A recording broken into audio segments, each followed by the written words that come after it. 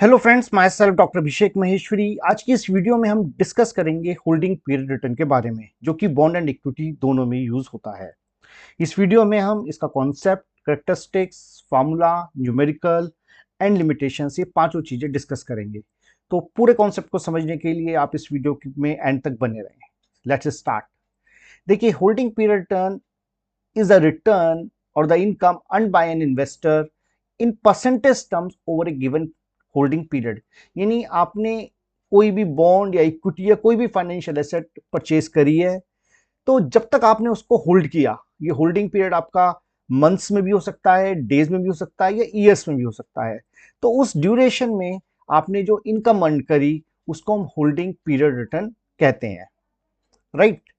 इसकी दो करेक्टरिस्टिक्स है। नंबर वन, होल्डिंग पीरियड में भी एनी टाइम पीरियड, जैसे मैंने आपको बताया, ये आपका डेज में, मंथ्स में या ईयर्स में भी हो सकता है। और number two, it is not the annualise return, यानी इसको हम एनुअलाइज रिटर्न में कन्वर्ट नहीं करते। हम सिर्फ ये देखते हैं कि भाई हमने आज खरीदा, 3 महीने बाद बेचा, तो इन 3 महीने में हमें कितने परसेंट में इनकम जनरेट हुई है, राइट। इसका अगर हम फार्मूला देखें तो फार्मूला होता है P1 minus P0 plus interest upon P0 into 100, where P0 is the purchase price of the bond. अगर आप इक्विटी की बात कर रहे हैं तो इक्विटी आ जाएगा। P1 is the selling price of bond या फिर equity. INT means interest income during the holding period, यानी जितने दिन आपने बॉन्ड अपने पास रखा, तो अगर आपको कोई इंटरेस्ट मिला है तो वो हम इसमें ऐड कर देंगे।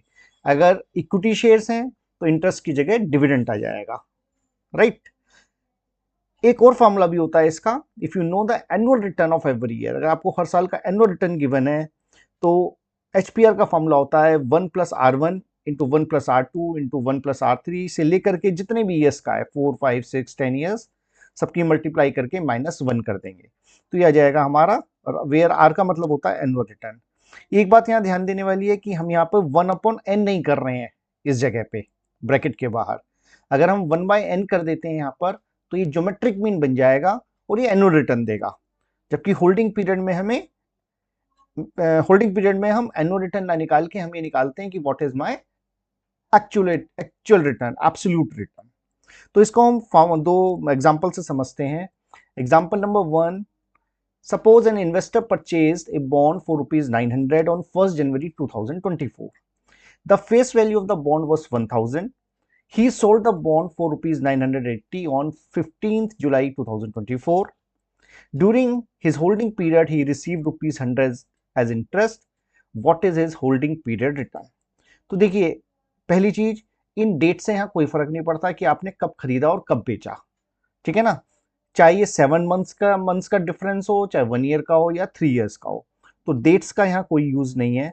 हमें सिर्फ ये देखना होता है कि हमने कितने का खरीदा, कितने का बेचा, और अगर कोई बीच में इंटरेस्ट मिला है तो उसको हम ऐड कर लेंगे। तो हमने सेल किया ये 980, माइनस परचेज किया था 900 का, प्लस ₹100 हमें एज ए इंटरेस्ट मिले थे, डिवाइड बाई 900 इंटू 100।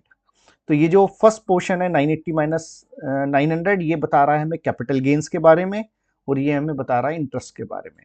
अगर इस क्वेश्चन में इक्विटी शेयर्स होते, अगर ये डेटा इक्विटी का होता, तो इंटरेस्ट की जगह डिविडेंड आ जाता। तो द नेट आंसर इज 20%। और इस 20% के आगे हम कभी भी पर एनम नहीं लिखेंगे, क्योंकि ये सिर्फ इस होल्डिंग, ये जो हमारा जितने टाइम हमने होल्ड किया, ये सिर्फ उसका रिटर्न बता रहा है कि भाई इसको 1 जनवरी से 15 जुलाई तक होल्ड करने पे हमें 20% का रिटर्न मिल गया है, राइट। एक एग्जांपल और डिस्कस करते हैं। An investor purchase a stock and hold it for 3 years। Calculate the holding period return if the stock return per annum were 12%, 8% and 9% respectively for the 3 years। यानी हमने कोई stock purchase किया है जिसपे first year में हमें 12% का return मिला था, सेकंड ईयर में 9%, 8% का लॉस हो गया था, और थर्ड ईयर में 9% का प्रॉफिट हो गया।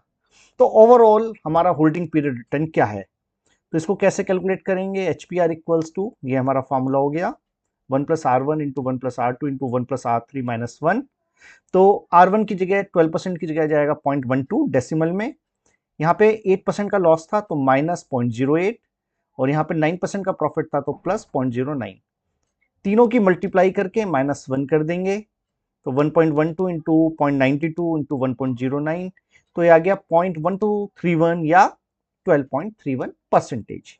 हमने कैलकुलेशन ठीक की है नहीं, इसको हम क्रॉस चेक भी कर सकते हैं। जैसे कि कैसे, भाई हमने बॉन्ड 100 का खरीदा था या स्टॉक 100 का खरीदा था, पहले साल का रिटर्न कितना था 12%, तो अब वैल्यू आफ्टर 1 ईयर हो गई, 100 में 12% ऐड कर दिया 112। सेकेंड ईयर का रिटर्न कितना है -8%, तो वैल्यू आफ्टर 2 ईयर क्या हो गई, 112 में से 8% माइनस कर दिया तो 103.04। Return of third year is 9%, तो वैल्यू आफ्टर 3 ईयर्स कितनी हो गई, 103.04 में 9% ऐड कर दिए तो 112.31। सो जो नेट रिटर्न हो गया हमारा, हमने परचेज किया था 100 में, लास्ट में आते आते वैल्यू हो गई 112.31, तो HPR हो गया 12.31 and both of them are same. Now the limitation देखिए, holding period return is not a suitable measure to compare the return across equity, bond or any financial asset if they have different holding period। यानी HBR कभी भी हम दो bond का HBR compare नहीं कर सकते, क्योंकि ऐसा हो सकता है एक इन्वेस्टर ने बॉन्ड को 3 मंथ्स के लिए होल्ड किया हो और दूसरे इन्वेस्टर ने उसी बॉन्ड को 10 मंथ्स के लिए होल्ड किया हो। तो HBR को कभी भी कंपैरिजन के लिए यूज नहीं किया जाता, ये इसकी एक बहुत बड़ी लिमिटेशन है। थैंक यू, आई होप आपको ये पूरा कॉन्सेप्ट क्लियर हुआ होगा। तो हमारे इस वीडियो को लाइक करें और चैनल को सब्सक्राइब करें। Thank you, have a nice day.